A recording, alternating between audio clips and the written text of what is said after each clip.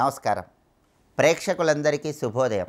ఈనాటి శుభయోగం శీర్షికన వరుణ షష్ఠి సందర్భంగా ఎలాంటి విధి విధానాలు పాటించాలో, తద్వారా ఎలాంటి ప్రయోజనాలు సిద్ధింపజేసుకోవచ్చో, అలాగే గురువారం సందర్భంగా దక్షిణామూర్తి స్తోత్రంలో ఉన్నటువంటి అంతరార్థం ఏంటో పరిశీలిద్దాం. ప్రధానంగా మాఘమాసంలో శుక్లపక్షంలో వచ్చే షష్ఠి తిథిని వరుణ షష్ఠి అనే పేరుతో పిలుస్తారు.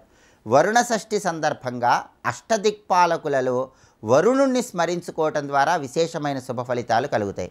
మానవ శరీరంలో పిట్యూటరీ గ్రంథి వరుణుడి అధీనంలో ఉంటుంది. కాబట్టి పిట్యూటరీ గ్రంథి సరిగా పనిచేసి జల సంబంధమైనటువంటి అనారోగ్య సమస్యలు రాకుండా ఉండటానికి వరుణ షష్ఠి సందర్భంగా వరుణదేవుణ్ణి స్మరించుకోవాలి. అలాగే ఎప్పుడైనా సరే గృహ నిర్మాణం జరిగేటప్పుడు బోరింగ్ వేస్తే నీళ్లు బాగా పడటానికి కూడా వరుణ షష్ఠి సందర్భంగా వరుణదేవుణ్ణి స్మరించుకోవాలి.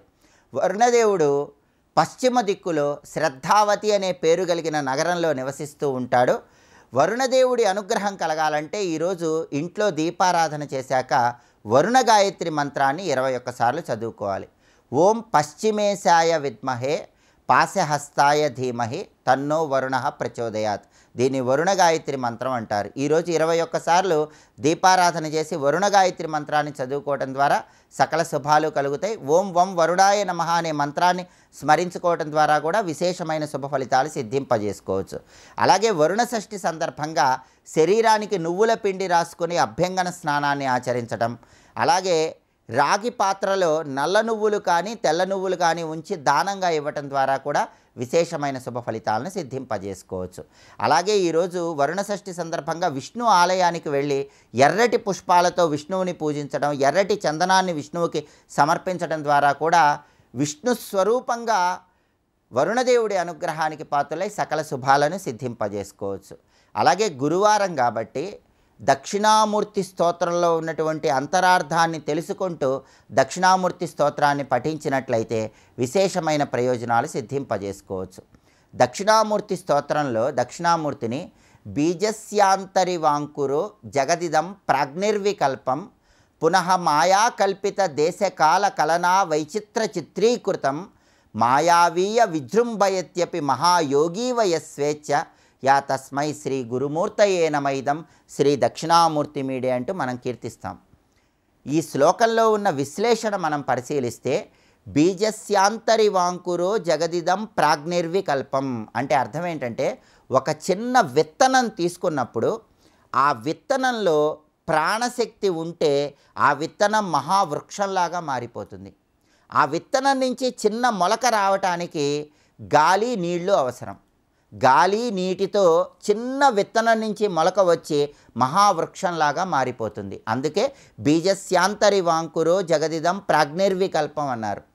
పునః మాయాకల్పిత దేశకాల కలనా వైచిత్ర చిత్రీకృతం అంటే ప్రపంచం అనేది ఎంత సూక్ష్మంగా ఉన్నప్పటికీ విత్తనం మహావృక్షమైనట్లుగా చిన్న పెద్ద, యవ్వనము వృద్ధాప్యం, పొడుగు పొట్టి ఇలా అనేక రూపాలలో, అనేక ఆకారాలలో, అనేక రంగులలో ఈ ప్రపంచం అనేది వ్యక్తమవుతోంది. అలా వ్యక్తమవ్వటానికి కారణం మాయా.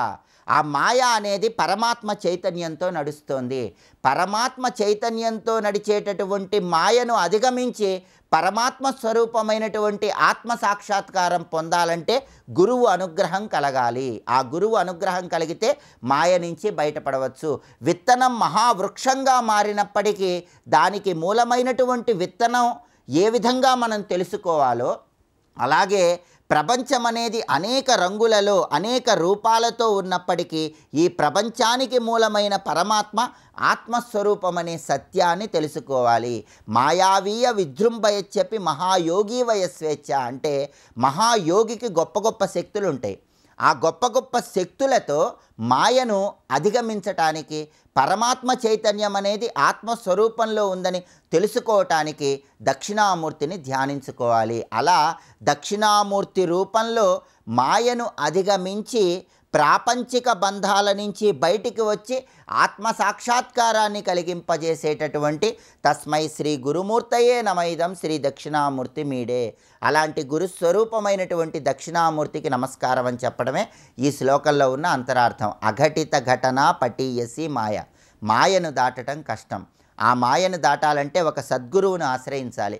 ఆ సద్గురువు ద్వారా ఆత్మజ్ఞానాన్ని పొందాలి. అలా ఆత్మజ్ఞానాన్ని పొంది అతీంద్రియమైనటువంటి శక్తులు సిద్ధింపజేసుకున్నప్పుడు భగవంతుడి అనుగ్రహం ద్వారా మాయను ఛేదించి ఆత్మసాక్షాత్కారం పొందవచ్చని, అలాంటి ఆత్మసాక్షాత్కారాన్ని అందించే గురుస్వరూపమైనటువంటి దక్షిణామూర్తికి నమస్కారం అని చెప్పడమే ఈ శ్లోకంలో ఉన్నటువంటి విశ్లేషణగా గుర్తించాలి.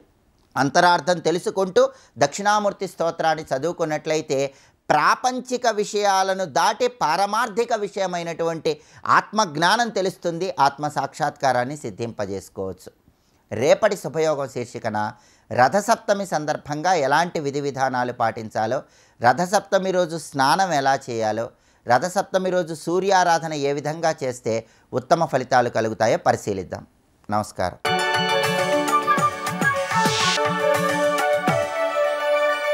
నందకిశోర నవనీత చోర నాద విహార శ్రీధర, నందకిశోర నవనీత చోర నాద విహార శ్రీధర.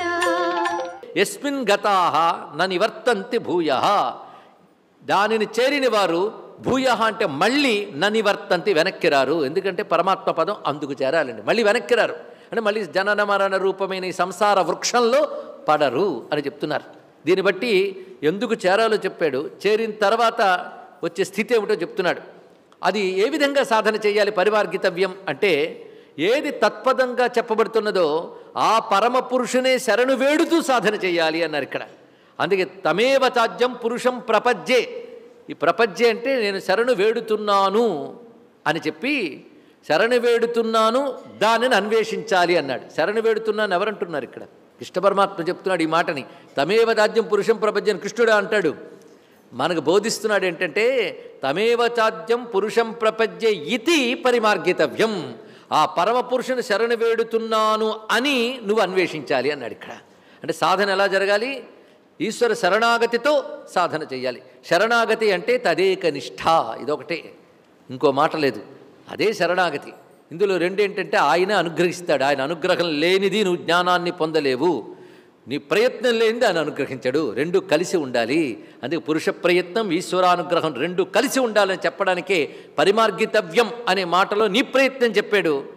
తమేవ చాజ్యం పురుషం ప్రపంచే అంటే ఈశ్వర శరణాగతిగా ఆయన అనుగ్రహాన్ని వాంఛిస్తూ నువ్వు చేయవలసిందే. ఇది మనకి వేద ప్రమాణమైనదే. అందుకే భగవత్పాదుల వారు కూడా తచ్చరణతయా పరిమార్గితవ్యం అన్నారు. తచ్చరణతయా, తత్ పదం ఏది ఉందో దాన్నే శరణువేడు. శరణువేడు అంటే అది తప్ప మరొక దానిని ఆశించని, ఆలోచించని, ఆశ్రయించని తత్వము. మూడు మాటలు చెప్పాం. అది తప్ప మరొకదాన్ని ఆశించరాదు, అది తప్ప మరొకదాన్ని ఆలోచించరాదు, అది తప్ప మరొకదాన్ని ఆశ్రయించరాదు. ఈ మూడు భావాలు కలిస్తే శరణాగతి అండి ఇక్కడ. అది శరణాగతి శబ్దానికి ఉన్న అద్భుతమైన అర్థం. తమేవ చాజ్యం పురుషం ప్రపంచే. ఎటువంటి పురుషుడతడు? ఆద్య పురుషుడు. మన సంసార వృక్షానికి ఆది అని చెప్పుకున్న ఊర్ధ్వములు అన్నప్పుడు కనిపిస్తున్నది మహదంకారాదులతో విస్తరిల్లి ఆడ తర్వాత రాగద్వేషాదులతో త్రిగుణాలతో వర్ధిల్లిన వృక్షం సంసార వృక్షం. అవ్యక్తముతో కలిసిన బ్రహ్మము దీనికి మూలము. అవ్యక్తము అంటే మూల ప్రకృతి. మూల ప్రకృతిలో ప్రసరించిన ఈశ్వర చైతన్యం మూలం. అంటే మూలంలో రెండూ కలిసి ఉన్నాయి. అవ్యక్తమైన ప్రకృతి, ఈశ్వర చైతన్యం. నువ్వు ఇప్పుడు దేన్ని పట్టుకోవాలి? కేవలం ఈశ్వర చైతన్యం. అది దీనికంటే అతీతం కనుక దీన్ని అన్వేషించడం అనే విషయం ఇక్కడ వస్తున్నది. అందుకే అక్కడికి చేరిన వాడే వెనక్కి రాడు. మరి సంసారం ఉన్నదే, ఈ సంసారం అంతా దాని నుంచే ప్రసరించిందని తెలుసుకో. ఇదంతా ఉన్నది దేనివల్ల? దాన్ని అధిష్టానంగా తీసుకుని ఉంది. అందుకే యత ప్రవృత్తి ప్రసృత పురాణి. పురాణి ప్రవృత్తి. పురాణి అనగా ఎప్పటిదో తెలియనిది. ఏది? సంసారం. ఇది సంసారానికి వర్ణన. పురాణి అది ఎప్పటి నుంచి ఉందో తెలియదు, తెలుసుకునే ప్రయత్నం చేయకు. ఎందుకంటే సంసారం నిర్మూలించాల్సింది, దాని హిస్టరీ స్టడీ చేయాల్సింది కాదు ఇక్కడ. అని ఈ రోగం ఎలా వచ్చింది? రోగం డయాగ్నోజ్ కొంతవరకు మంచిదే, కానీ ఈ రోగం ఎందుకు వచ్చిందమ్మా ఇవాళ నేను తుమ్మడానికి కారణం ఏమిటి, ఎక్కడెక్కడ తిరిగాను, కొంతవరకు పనికొస్తుంది. ఆ తిరుగుడుతో ఎక్కడికో వెళ్ళి అది కాదు ఇది కాదు, ఇవాళ భోజనం చేసినప్పుడు కాదు, నీళ్లు తాగినప్పుడు అల్లక్కడికి వెళ్ళినప్పుడు ఇలా వెతుక్కునే కంటే రోగం ఎలా పోతుందో చూసుకోన్నాడు ఇక్కడ. అందుకు కొంతమంది అతి తెలివిగా ప్రశ్న వేస్తుంటారండి సాధారణంగా వినేటప్పుడు. జీవుడు కర్మఫలాలు అనుభవించడానికి సంసారాలకు పడ్డాడు, అంతే కదా. అయితే ఎప్పుడు పడ్డాడు? ఇప్పుడు జన్మకు కారణం గత జన్మ, గత జన్మకు కారణం ఎప్పుడో ప్రారంభం ఉంటుంది కదా, ఎలా జరిగిందండి అని అడుగుతుంటాడు. అరే బాబు, అది నువ్వు తెలుసుకుని ఏం చేస్తావు? దానికి కూడా ప్రారంభంలో చెప్పారు, ఈశ్వరుడు సృష్టి చేసినప్పుడు ప్రవృత్తి నివృత్తి రూపమైన ధర్మములు చేసి చక్కగా సృష్టించాడు ఆయన. కానీ తర్వాత మానవుల్లోని జీవుల్లో వచ్చినటువంటి స్వార్థ బుద్ధి చేత ధర్మాధర్మముల యందు ఒక విశృంఖలత ఏర్పడి క్రమంగా పతనమై రకరకాల అవస్థలు పడుతున్నాం. ఇది కానీ ఈ సమాధానం తెలుసుకుంటే కానీ నేను సాధన చెయ్యనంటే ఆయువైపోతుందండి. ఎందుకంటే కొన్నిటికి సాధన వల్ల తెలుస్తాయి తప్ప కేవలం ప్రశ్నల వల్ల తెలియదు. అందుకే వాదన కంటే సాధన ముఖ్యం తెలుసుకోండి ఇక్కడ. అందుకే పురాణి ఎప్పుడుందో తెలియదు, పురాతనం అంతే, ఎప్పటి నుంచో పట్టుకుంది. మనకు వెనక్కి తిరిగి చూస్తే మన మూలం మనకే తెలియదు. అదొక్కటి తెలిస్తే దీనితో తాదాత్మ్యం పోతుందండి. ఇప్పుడున్న పరిస్థితితో తాదాత్మ్యం పోతుంది వివేచన చేసినట్లయితే. ఇలాంటి దేహాలు ఎన్ని మారేనో అవన్నీ పట్టుకు వేలాడే కనుక మళ్ళీ దేహం వచ్చింది. ఇప్పుడు కూడా దేహం పట్టుకు వేలాడితే ఈ వాసనలన్నీ పోగాయి, ఈ దేహం ఇలాగే పోతుంది. ఈ వాసనలు లోపలికి సూక్ష్మ శరీరంలోకి వెళ్ళి మళ్ళీ మరో దేహాన్ని పొందుతాం. అంతే కదా. ఎంత చెప్పినా వద్దని అదే చింతన చేస్తూ ఉంటే మళ్ళీ తత్చింతనానుగుణమైన దేహమే మళ్ళీ వస్తుంది. తెలుసుకోవాలి ఇక్కడ. దానివల్ల బాధపడేది ఎవడు? నువ్వే. ఆ కారణం చేతనే పురాణి, ఇది ఎప్పటిదో తెలియనిది. ఆ పురాణి అయినటువంటి సంసారం యతః ప్రవృత్తి, ఈ మాట చాలా ముఖ్యమైన మాట అండి. మళ్ళీ ఇదే పట్టుకుని 18వ అధ్యాయంలో చెప్తాడు స్వామి. మనం జాగ్రత్తగా పట్టుకు వెళ్తే గీతలో ఏకసూత్రం తెలుస్తుంది ఇక్కడ. యత ప్రవృత్తి అంటే ఈ సంసారమంతా ఎవడి నుంచి కలిగిందో వాడిని నువ్వు శరణు వేడుతూ వాడిని వెతుకు. అంటే ఇక్కడ ఒక మార్గం ఏం చెప్పాడంటే, సంసారం ఆయన వల్ల కలిగింది కనుక, ఆయన నుంచే వచ్చింది కనుక నువ్వు అటువైపు వెళితే, ప్రత్యక్ దృష్టితో వెళితే మూలాన్ని పట్టుకోగలవు. అదొకటి.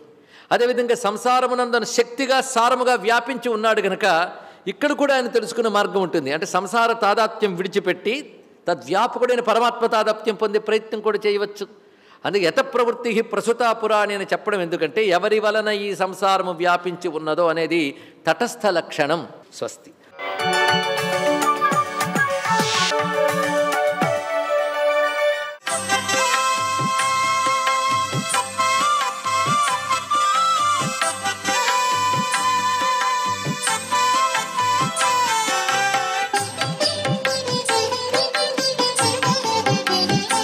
ఓం నమో నారాయణాయ. ఓం నమ శివాయ. శ్రీమాత్రే నమ. మాఘశుద్ధ షష్ఠి అద్వితీయమైనటువంటి వరుణ షష్ఠి తిథి. వర్షాన్ని ప్రసాదించే దేవుడైనటువంటి వరుణ్ణి పూజించేందుకు ఉత్కృష్టమైనటువంటి ఈరోజు వరుణుడు లేదా శ్రీ మహావిష్ణువును ఎర్రని పూలు లేక చందనముతోనూ ధూప దీపాలతోనూ పూజించి నైవేద్యం సమర్పించాలని చెప్పేసి శాస్త్రవచనం. అందువల్ల వరుణుడు సంతోషించి వర్షాకాలంలో లోటు లేకుండా వర్షాలు కురిపిస్తాడు అని చెప్పేసి మనకు శాస్త్రాలు తెలియచేస్తున్నాయి. మాఘమాసంలో చేసేటువంటి ఈ యొక్క పూజ అద్వితీయమైన ప్రభావాన్ని ఇస్తుందన్నమాట. ఈ రోజునే పరమేశ్వరునికి కూడాను సహస్ర ఘటాభిషేకం నిర్వహించడం కూడాను చాలా విశేషకరమైన పుణ్యాన్ని ప్రసాదిస్తుంది. ఎందుచేతనంటే చెంబెడు నీళ్లు పోస్తేనే చాలు పరమేశ్వరుడు తన దివ్యవంతమైన అనుగ్రహాన్ని మనకు ప్రసాదిస్తున్నాడు కదా. ఈ యొక్క అభిషేకానికి ఆకాశంలో ఉండేటువంటి సూర్యునికి అవినాభావ సంబంధం ఉన్నది. అందుకే శివుడే సూర్యుడు, సూర్యుడే శివుడు అని కూడా మనకు శాస్త్రాల్లో చెప్పారండి. శివాభిషేకం చేస్తే సూర్యునికి అభిషేకం చేసినట్టే లెక్క. మనం చేసేటువంటి నీటి అభిషేకం పారుదలగా వచ్చి సూర్యరశ్మి కిరణాల వలన ఆ నీరంతా కూడాను ఆయన పీల్చుకుని మనకు చక్కటి వర్షాన్ని ప్రసాదిస్తాడు. ఎప్పుడు కావాలంటే అప్పుడు రైతన్నలందరినీ కూడాను రక్షిస్తాడు సూర్యభగవానుడు. వర్షం కురిసేటట్టుగా మేఘనాథుడు చక్కగా తన విధిని నిర్వహించేట్టు చేసేటువంటి శక్తి ఇక్కడ శివాభిషేకం చేయటం వలన జరిగి తీరుతుంది. కాబట్టి అభిషేక ప్రియ శివ అన్నారు పరమేశ్వరుణ్ణి. నీటితో అభిషేకం, సర్వ విధములైన శ్రేయోదాయకవంతమైన ప్రభావాన్ని మనకు కలిగిస్తుంది. కాబట్టి ఈ మాఘశుద్ధ షష్ఠీ తిథి వరుణ తత్వంలో విరాజిల్లుతుంది. కాబట్టి ఆ దేవుడైనటువంటి వరుణుడికి నమస్కారం చేస్తూ విష్ణుమూర్తిని కూడాను ప్రార్థన చేసి తరిద్దామా? మరి సర్వే జనా సుఖినో భవంతు.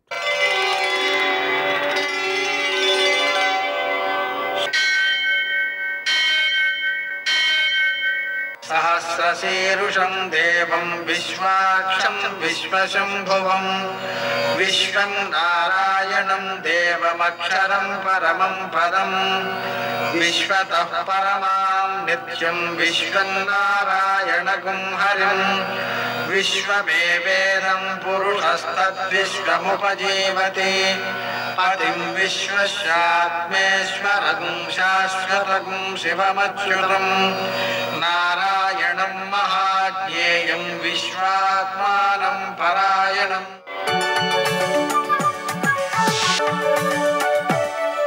సూర్యశౌర్యమథేందురింద్రపదవీ సన్మంగళం మంగళం. నమస్తే భగవన్ దేవదత్తాత్రేయ జగత్ప్రభో సర్వబాధాప్రశమనం కురు శాంతిం ప్రయచ్చమే. నేటి కాలమాన విశేషాలను గమనిద్దాం. స్వస్తిశ్రీ చాంద్రమాన శోభకృన్నామ సంవత్సరం ఉత్తరాయణం శిశిర ఋతువు మాఘమాసం శుక్లపక్షం గురువారం. సూర్యోదయం 6:46 సూర్యాస్తమయం 6:14. తిథి షష్ఠి ఉదయం 10:16 వరకు. నక్షత్రం అశ్విని ఉదయం 9:28 వరకు. వర్జం శేషవర్జంగా మిగిలింది ఉదయం 7:12 వరకు. మరల సాయంకాలం 6:48 నుంచి 8:21 వరకు. దుర్ముహూర్తం ఉదయం 10:35 నుంచి 11:21 వరకు. మరల మధ్యాహ్నం 3:11 నుంచి 3:56 వరకు. అమృతకాలం తెల్లవారుజామున 4:08 నుంచి 5:41 వరకు. రాహుకాలం గురువారం కాబట్టి మధ్యాహ్నం 1:30 నుంచి 3 గంటల వరకు. అష్టకవర్గు రీత్యా శుభప్రదమైన సమయం మధ్యాహ్నం 1:20. నేటి విశేషం గురువారం, వైవస్వత మన్వాది, అలాగే ప్రదోషం కూడా. గురువారం కాబట్టి దత్తాత్రేయ స్వామి ఆరాధన. దత్తాత్రేయుని యొక్క ఆలయంలో శనగ పిండితో తయారు చేసిన, ఇంట్లో తయారు చేసిన పిండి వంటలను నివేదన చేసి ప్రసాదంగా పంచడం గురుగ్రహానుగ్రహాన్ని కలగజేస్తుంది. అలాగనే శనగలు మనం ఆలయంలో ఇచ్చినా కూడా అటువంటి సత్ఫలితమే సిద్ధిస్తుంది. వైవస్వత మన్వాది కావడం వల్ల మనం పితృదేవత ఆరాధన చేయడానికి ఇది చాలా మంచిది. ఆ విధంగా చేయడం ద్వారా మన పిల్లలు అభివృద్ధిలోకి రావడం, మనకు అనుకూలంగా ఉండడం, సమాజానికి మేలు చేసేవారుగా ఉండడం జరుగుతుంది. ఈరోజు ప్రదోషం కూడా ఉంది. గురువారము ప్రదోషము కాబట్టి మనం దక్షిణామూర్తికి 1 కేజీ పావు శనగలతో పూజ చేసి వాటిని ఆవులకు పెట్టడం కానీ ఆలయంలో ఇవ్వడం కానీ చేసినట్లయితే అది సద్వినియోగం అవుతుంది. నేటి ఆణిముత్యాలు.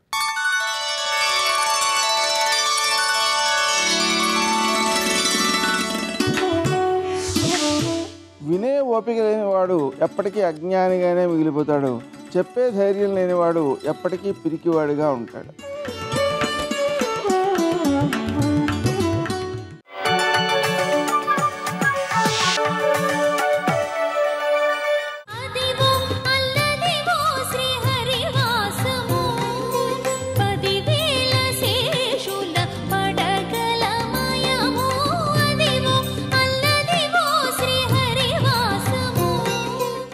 ఈయన బయలుదేరి వెడుతూ ఆ శేషపర్వతం దగ్గర ఆ లోపల పరివేదన, పశ్చాత్తాపం తట్టుకోలేకపోయాడు.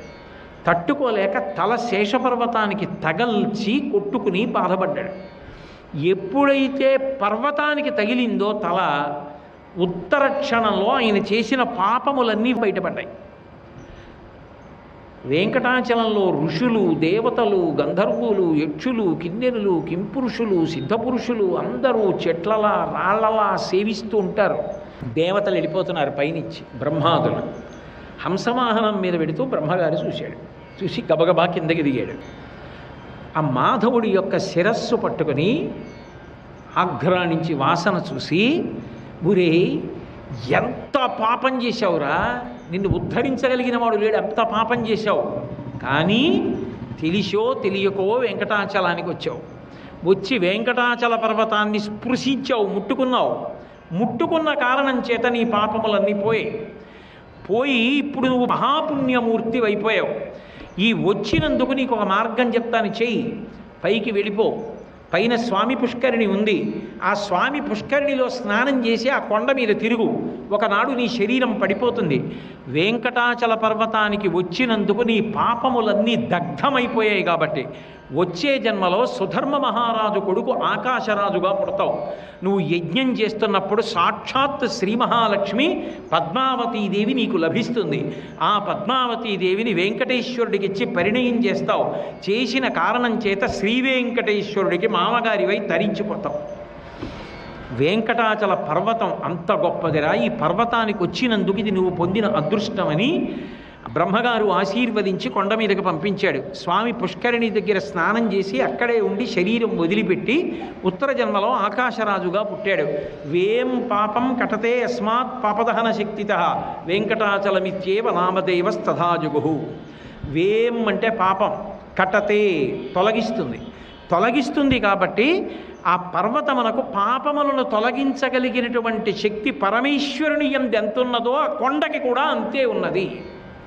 వేం పాపం కటతే యస్మాత్ పాపదహన శక్తిత వెంకటాచలమిత్యేవ నామదేవస్తథాజుగు. అందుకని ఆ పర్వతానికి వెంకటాచలము అని పేరొచ్చింది. అటువంటి గొప్ప పర్వతం. అందుకని కలియుగంలో దానికి వెంకటాచలం అని పేరు. అది కృతే వృషాద్రిం వక్షంతి త్రేతాయాం అంజనాచలం ద్వాపరే శేషశైలేతి కలౌ శ్రీవేంకటాచలం నామాని యుగభేదేన శైలాస్తాస్య భవంతి. ఒక్కొక్క యుగంలో ఆ పేరు మారింది, కానీ నిజానికి ఆ పర్వతం మాత్రం ఎప్పుడూ సనాతనుడైనటువంటి భగవంతుడు ఎలా ఉన్నాడో ఆ పర్వతం కూడా అలాగే ఉన్నది. అంత పరమ పవిత్రమైనటువంటి పర్వతం. ఆ వెంకటాచలం గురించి పెద్దలు ఒక మాట చెప్తారు. ఆ పర్వతం విషయంలో భగవంతుడు ఒక గొప్ప వరాన్ని ఇచ్చాడు. యోజనానాం సహస్రంతే దీపాంతరగతోపివా సర్వపాప వినిర్ముక్తో విష్ణులోకం సగచ్చతి. కొన్ని వేల యోజనముల దూరంలో భూలోకంలో ఎక్కడో ఉండనివ్వండి, అసలు ఈ ద్వీపాన్ని వదిలిపెట్టేసి ఎక్కడో ఏదో ద్వీపంలోకి వెళ్ళిపోనివ్వండి, వెళ్ళిపోయినా కూడా వెంకటాచలము ఎటువైపు ఉన్నదో అటువైపుకి తిరిగి ఒక్క నమస్కారం చేసినంత మాత్రం చేత, తెలిసి చేసినా తెలియక చేసినా, అసలు అలా బుద్ధి పుట్టాలంటేనే భగవదనుగ్రహం ఉండాలి. అలా తిరిగి నమస్కారం చేసినంత మాత్రం చేత, వెంకటాచలాన్ని మనసులో స్మరించినంత మాత్రం చేత సర్వపాప వినిర్ముక్తో విష్ణులోకం సగచ్చతి.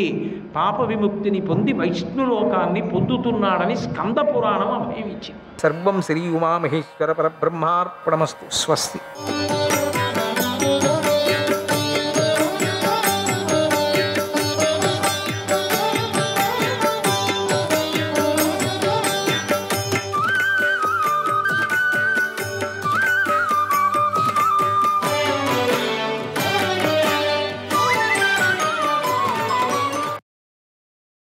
సూర్యుడు ఉదయాద్రిని అధిరోహించినట్లుగా అర్జునుడు ఆ రథాన్ని ఎక్కాడు.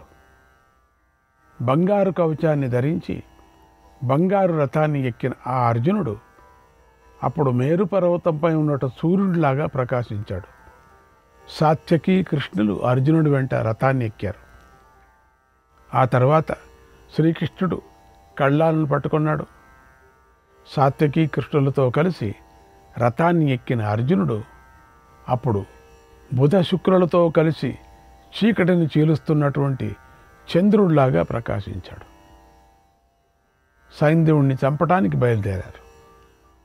అప్పుడు మంగళకరమైన వాద్యఘోషలు మ్రోగాయి. మాగధులు చక్కని స్తుతులను చేశారు. అర్జునుడు వాటిని విన్నాడు. జయాశిస్సులను, మంగళవాక్కులను, సూత మాగధ స్తుతులను, వాద్య ఘోషలను వింటూ అర్జునుడి వారికి ఆనందాన్ని కలిగించాడు. అప్పుడు పుణ్యగంధాలను ప్రసరింపజేసే వాయువు అర్జునుడిపై వీచింది. అందుకు అర్జునుడు ఎంతో ఆనందించాడు. అయితే అదే వాయువు శత్రువులను ఎండగొట్టింది, బాధపెట్టింది. ఓ రాజా, ఆ తర్వాత ఆ క్షణంలోని పాండవులకు శుభం కలుగుతుంది అని సూచించే వివిధ శకునాలు కనిపించాయి. నీ వారికి మాత్రం విపరీతమైన అపశకునాలు కనిపించాయి. అర్జునుడు తన కుడివైపున కనిపిస్తున్నటువంటి విజయ సూచనలు చూసి సాత్వికతో ఇలా అన్నాడు, ఓ సాత్వికి, ఈరోజు జరిగే యుద్ధంలోనే నేను గెలుస్తాను. నా జయం నిశ్చయం. ఈ శకునాలన్నీ నాకు విజయం లభిస్తుందనే చెబుతున్నాయి. కనుక సింధు రాజైన జయత్రథుడు తప్పకుండా యమలోకానికి వెళతాడు. నేను నా బలాన్ని ప్రదర్శించటానికి వెళుతున్నాను. నాకు సైంధవ వధయే పరమ లక్ష్యం. అలాగే ధర్మరాజును రక్షించటమే నాకు మహాకార్యం. ఓ మహాబాహు, నువ్వు ఈరోజు ధర్మరాజును రక్షించు. ఆయనను నేను కాపాడినట్లుగానే నువ్వు కూడా ఆయనను కాపాడు. నువ్వు యుద్ధం చేయటంలో కృష్ణుడితో సమానమైనవాడు. నిన్ను యుద్ధంలో ఎవరూ గెలవలేరు. ఇంద్రుడు స్వయంగా వచ్చినా నిన్ను గెలవలేడు. నరోత్తమ, నీ మీద, ప్రద్యుమ్నుడి మీద నాకు పూర్తిగా విశ్వాసం ఉంది. నేను ఎవరి సహాయం లేకుండానే సైంధవుణ్ణి చంపేస్తాను. ఓ సాత్యకి, ఈ సమయంలో నువ్వు ఏ విధంగానూ నాపై ప్రేమను చూపించకు. నీకు అన్ని విధాలుగా ధర్మరాజును రక్షించటమే పరమ లక్ష్యం. నువ్వు ఆయన వద్దనే ఉండు. బాగా ఒకటి మాత్రం గుర్తించుకో, నహి యత్ర మఖా బాహుః నహి యత్ర మఖా బాహుః వాసుదేవో వ్యవస్థితః వాసుదేవో వ్యవస్థితః కించిత్ వ్యాపద్యతే తత్ర యత్రాగమపి చ ధ్రువం యత్రాగమపి చ ధ్రువం. మహాబాహువైన వాసుదేవుడు నేను ఉన్న చోట ఏ విధమైన ప్రమాదము జరగదు, ఇది నిశ్చయం, సత్యం అని అర్జునుడు అన్నాడు. ఆ మాటలు విని సాత్యకి అలాగే అని ధర్మరాజు కొద్దుకు వెళ్ళాడు అన్నాడు సంజయుడు. శ్రీకృష్ణాయ పరమాత్మనే నమః. 85వ అధ్యాయం. ధృతరాష్ట్రుడు సంజయుడిని ఇలా అడిగాడు, ఓ సంజయ, అభిమన్యుడు మరణించాడు. పాండవులు దుఃఖశోకాలలో మునిగిపోయారు. తెల్లవారింది. ఆ తర్వాత వారు ఏం చేశారు? నా పక్షంలోని వారెవరు పాండవులతో పోరాడారు? అర్జునుడు ప్రదర్శించే పరాక్రమ కృత్యాలు తెలిసి కూడా నా వారు అంత పాపాన్ని ఎలా చేశారు? భయం లేకుండా ఎలా ఉండగలిగారు? నాకు ఈ విషయం చెప్పు. అర్జునుడు పుత్రశోకంతో బాధపడుతూ కోపించిన మృత్యువులాగా ఉన్నాడు. ఆ అర్జునుడిని యుద్ధభూమిలో నా వారు ఎలా చూశారు అది అడుగుతున్నాడు.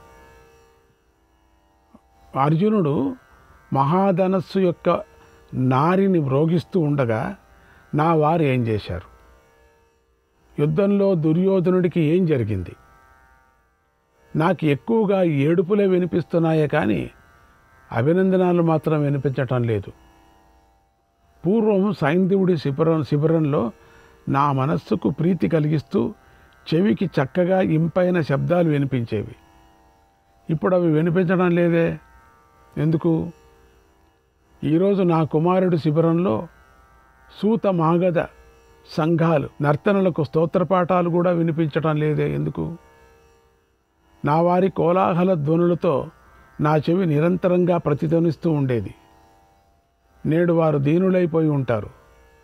వారు చేసే హర్షధ్వనాలు వినిపించటం లేదే. సంజయ, ఇంతకుముందు సోమదత్తుడి శిబిరంలో కూర్చొని నేను ఉత్తమ ధ్వనులను విన్నాను. అటువంటి నేను ఈరోజు నా కుమారుల శిబిరంలో నిరుత్సాహంతో ఉన్న మాటలను వింటున్నాను. ఆర్తనాదాలను వింటున్నాను. వివింశతి, దుర్ముఖుడు, చిత్రసేనుడు, వికర్ణుడు, నా ఇతర కుమారులు శిబిరాలలో గతంలో లాగా ఆనందకరమైన ధ్వనులు వినిపించటం లేదే. నా పుత్రులందరికీ పరమగతి అయిన వాడు అశ్వత్థామ. అతన్ని విప్రులు, క్షత్రియులు, వైశ్యులు సేవిస్తూ ఉంటారు, పూజిస్తూ ఉంటారు. అతడు పగలు రాత్రి కూడా మంగళకరమైన వాద్యాలను, గీతాలను వింటూ ఉంటాడు. అతని దగ్గరే కౌరవ, పాండవులు, సాంత్వతలు ఎంతోమంది ఉంటారు. అతడి శిబిరం నుండి కూడా గతంలో లాగా ఎలాంటి మంగళకరమైన శబ్దాలేవి వినిపించటం లేదే. ఆ అశ్వత్థామను గాయకులు, నర్తకులు ఎంతగానో సేవిస్తూ ఉంటారు. ఇప్పుడు వారు చేసే ధ్వనులు వినిపించటం లేదే. సాయం సమయంలో విందాను విందుల శిబిరంలో చక్కని ధ్వనులు వినిపిస్తూ ఉండేవి. అవి ఈరోజు వినిపించటం లేదు. సంజయ, ఆనందంగా ఉండే కైకేయుల శిబిరాల్లో కూడా గొప్పగా తాళగీత ధ్వని, నర్తన గణాల నాట్యధ్వని వినిపించేవి. అది ఈరోజు వినిపించడం లేదే. సోమదత్తుడి కొడుకైన భూరిశ్రవుడి శిబిరంలో అగ్నిపూజ చేసే యాజకులు ఎప్పుడూ అతన్ని సేవిస్తూ ఉంటారు. వారి మంత్రాల ధ్వని ఇప్పుడు వినిపించడం లేదు. ద్రోణుడి శిబిరంలో నిరంతరము అల్లెత్రాటి చప్పుడు, వేదఘోష వినిపిస్తూ ఉండేది. తోమరాలు, కత్తులు, రథాల ధ్వని వినిపిస్తూ ఉండేది. ఇప్పుడు నాకు అది వినిపించడం లేదు.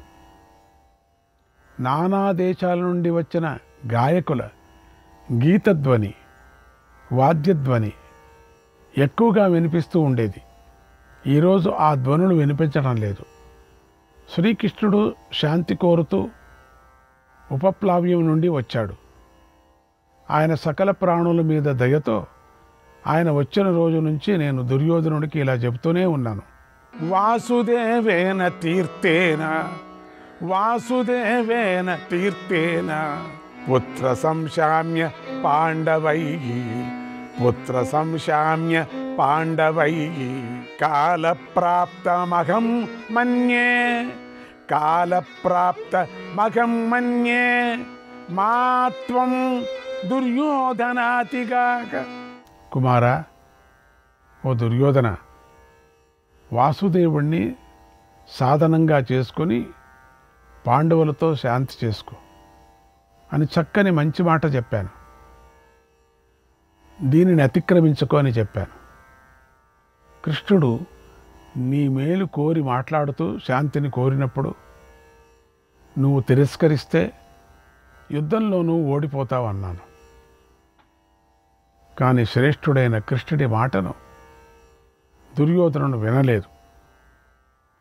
కృష్ణుడు ఎంతో ప్రేమతో, ఆప్యాయతతో మాట్లాడినా దుర్యోధనుడు దాన్ని అంగీకరించలేదు. కర్ణుడు, దుశ్శాసనుడు, శకుని మొదలైన వారి మాటలే విన్నాడు, కానీ కృష్ణుని మాటలను వినలేదు, తిరస్కరించాడు. ఇప్పుడు నా వంశాన్ని అంతం చేస్తున్నాడు. దుర్యోధనుడు కాలానికి వశుడయ్యాడు, నన్ను కాదనుకొన్నాడు. కర్ణ, దుశ్శాసనుల ఇద్దరి ఆలోచనలను బట్టి నడిచాడు కూడా. నాకు జూదం ఇష్టం లేదు, విదురుడు కూడా ఒప్పుకోలేదు, సైంధవుడికి, భీష్ముడికి ఇష్టం లేదు. అలాగే శల్యుడు, భూరిశ్రవుడు, పురుమిత్రుడు, జయుడు, అశ్వత్థామ, కృపుడు, ద్రోణుడు వీరు కూడా అప్పుడు ఇష్టపడలేదు. వీరి మాటలను విని నా కుమారుడు కనుక నడుచుకొని ఉంటే ఆ రోజు బ్రతికి జీవించే ఉండేవాడు. దాయాదులతోనూ, మిత్రులతోనూ, స్నేహితులతోనూ కలిసి ఏ బాధ లేకుండా హాయిగా ఉండేవాడు. పాండవులు మృదుశీలురు, మధురంగా మాట్లాడతారు. జ్ఞాతులతోనూ బంధువులతోనూ ప్రియంగా మాట్లాడతారు. వారు ఆదరించదగినవారు, పండితులు, అందుకే సుఖాన్ని పొందుతున్నారు. ధర్మాపేక్షీ నరో నిత్యం సర్వత్ర లభతే సుఖం సర్వత్ర లభతే సుఖం ప్రేత్య భావే చ కళ్యాణం ప్రేత్య భావే చ కళ్యాణం ప్రసాదం ప్రతిపద్యతే ప్రసాదం ప్రతిపద్యతే. ధర్మాన్ని కోరుకోనేవాడు ఎప్పుడైనా ఎక్కడైనా సుఖాన్ని పొందుతాడు. మరణానంతరం కూడా శుభాన్ని ప్రసన్నతను పొందుతాడు. పాండవులు రాజ్యాన్ని పొందటానికి అర్హులైన వారు, సమర్థులు, రాజ్యాన్ని అనుభవించటానికి యోగ్యులు. సముద్రం వరకు ఉన్న భూమి అంతా కూడా పాండురాజుదే. ఆయనే అంతా సంపాదించాడు కనుక ఇదంతా వారి తండ్రి ఆస్తి. సంజయ, పాండవులను ధర్మ మార్గంలో నడవమంటే వారు స్థిరంగా అలాగే నడుస్తారు. నాకు జ్ఞాతులు చాలామంది ఉన్నారు. వారి మాట పాండవులు వింటారు. శల్యుడు, సోమదత్తుడు, భీష్ముడు, ద్రోణుడు, వికర్ణుడు, బాక్లీకుడు చెప్పిన మాటలను పాండవులు వింటారు. కృపుడు, భరతవంశీయులు, మహాత్ములైన భరతవృద్ధులు చెప్పిన మాటలను పాండవులు తప్పకుండా వింటారు. వీరికి ఎప్పుడూ భిన్నంగా మాట్లాడరు. కృష్ణో న ధర్మం సంజహ్యాత్ సర్వే తేహి తదన్వయాః. శ్రీకృష్ణుడు ధర్మాన్ని విడిచిపెట్టడు. పాండవులందరూ ఆయనను అనుసరిస్తూనే ఉంటారు. అలాంటి వారికి నేను ధర్మయుక్తమైన మాటలను చెబితే చాలు, వారు వింటారు. పాండవులు ధర్మాత్ములు. ఇలా విలపిస్తూ మంచి మాటలను నేను ఎన్నోసార్లు నా కుమారుడికి చెప్పాను. కానీ ఆ మూర్ఖుడు నా మాట వినలేదు. అంతా కాల ప్రభావం అనుకుంటున్నాడు. భీముడు, అర్జునుడు, సాత్యకి, ఉత్తమౌజుడు, క్షత్రధర్ముడు మొదలైన వీరులతో ఎవడూ యుద్ధానికి దిగడు. అభిభువు, ద్రౌపది పుత్రులు, విరాటుడు, ద్రుపదుడు, నకుల సహదేవులు, మధుసూదనుడు మొదలైన వీరందరితోనూ లోకంలో బ్రతకాలని అనుకునేవాడు ఎవడు యుద్ధం చేయడు. నా శత్రువులందరూ దివ్యాస్త్రాలను ప్రయోగిస్తారు. వారిని ఎదిరించేవారు నలుగురు మాత్రమే నాకు కనిపిస్తున్నారు. వారే దుర్యోధనుడు, కర్ణుడు, శకుని, దుశ్శాసనుడు. ఇక ఐదో వాడెవడో నాకు కనిపించడం లేదు. కృష్ణుడు పగ్గాలు పట్టుకొని రథం మీద నిలబడితే, అర్జునుడు కవచం ధరించి యుద్ధానికి దిగితే వారికి ఓటమే లేదు. ఓ సంజయ, ఈ దుర్యోధనుడు నా బాధను, దుఃఖాన్ని అర్థం చేసుకోవటం లేదే. నువ్వు భీష్మద్రోణులు మరణించినట్లుగా చెబుతూనే ఉన్నావు. విదురుడు ముందు చూపుతో ఎన్నో మంచి మాటలు ఎన్నోసార్లు చెప్పాడు. దాని ఫలితాన్ని ఇప్పుడు చూస్తున్నాం, మనమంతా అనుభవిస్తున్నాం. సాత్యకి, అర్జునుడు కలిసి కౌరవ సేనను సంహరించటాన్ని చూసి నా పుత్రుడు దుఃఖిస్తూ ఉంటాడు. రథంపై గల ఆసనాలన్నీ శూన్యంగా ఉండటాన్ని చూసి నా పుత్రులంతా బాధపడుతూ ఉంటారు. గ్రీష్మ ఋతువులో వాయువు ప్రేరణతో పెద్ద మంట ఎండుగడ్డిని కాల్చివేసినట్లుగా అర్జునుడు నా సేనంతా కాల్చివేస్తూ ఉంటాడు. సంజయ, నువ్వు నేర్పరివి. నాకేం జరిగిందో చెప్పు. మీరందరూ అభిమన్యుని చంపారు కదా, అర్జునుడి విషయంలో పాపం చేశారు కదా, సాయంకాలంలో శిబిరాలకు మీరు వెళ్ళారు కదా, అప్పుడు మీ మనస్సులు ఎలా ఉన్నాయి? అర్జునుడికి మహాపకారాన్ని ఎవరు చేశారు? యుద్ధభూమిలో అతన్ని ఎవరు ఎదుర్కోలేరు కదా. ఈ పరిస్థితిలో దుర్యోధనుడు ఏమి చేయాలనుకున్నాడు? ఇక కర్ణుడు ఏం చేయాలనుకున్నాడు? అప్పుడు దుశ్శాసనుడు, శకుని ఏమన్నారు? మూర్ఖుడైన నా కుమారుడి అవినీతి వల్ల రణరంగంలో నా పుత్రుల పరిస్థితి ఎలా ఉంది? నా పుత్రుడైన దుర్యోధనుడు లోభి, దుర్బుద్ధి, క్రోధం గలవాడు, కల్మషం గల మనస్సు కలవాడు, రాజ్యాన్ని కోరుకునే కాముకుడు, మూర్ఖుడు, వ్యామోహంలో బుద్ధి కోల్పోయాడు. న్యాయంగా ఏం చేశాడు, అన్యాయంగా ఏం చేశాడు, ఈ రెండిటినీ నాకు చెప్పు అన్నాడు ధృతరాష్ట్రుడు. ఎంతగా తెలుసుకోవాలనుంది ధృతరాష్ట్రుడికి. శ్రీకృష్ణాయ పరమాత్మనే నమః. 86వ అధ్యాయం. సంజయుడు ధృతరాష్ట్రుడికి ఇట్లా చెప్తున్నాడు, ఓ మహారాజా, నేనంతా ప్రత్యక్షంగా చూస్తున్నాను, వింటున్నాను. నీకు ఆ విషయాలనే మళ్ళీ మళ్ళీ చెప్తూనే ఉన్నాను కదా. నీవు స్థిరంగా ఉండి విను. ఇక్కడ నీ అవినీతియే ఎక్కువగా జరిగింది కనుక నీ దుఃఖం ప్రయోజనం లేనిది. నువ్వు రాజు కదా, అప్పుడు నువ్వు ఇవన్నీ సరిచేసుకోనుంటే బాగుండు. ఇప్పుడు ఊరికే వాడి మీద చెప్తున్నావు, అసలు నువ్వే కారణం. ఇప్పుడేం ప్రయోజనం లేనిది, పనికిరాంది. ఇదంతా కాలుడి యొక్క అద్భుతమైన విధానం. దీన్నెవరూ అధిగమించలేం. బాధపడకపోన్లే, ఇది ప్రారబ్ధ కర్మఫలం.